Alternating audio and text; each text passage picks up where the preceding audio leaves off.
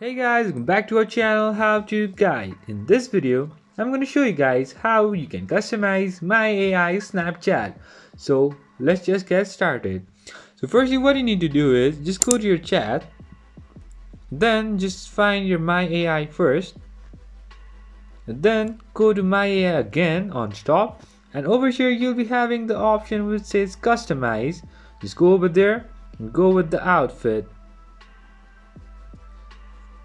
And now over here you'll be having the options to customize. Let's say you are having, let's say, what is this, your eyeshadow like this. You'll be having your glasses. You can choose anyone from here, like this, or you can even go with hats like this, and clothes, pants, anything guys. So that's pretty much, guys, that's how you do it. That's how you customize your, let's say, My AI in Snapchat. So thank you for watching our video, guys. I hope this video is helpful for you guys. So if you like our video, please leave a like and do not forget to subscribe our channel and also hit the bell icon so you never miss an update from us.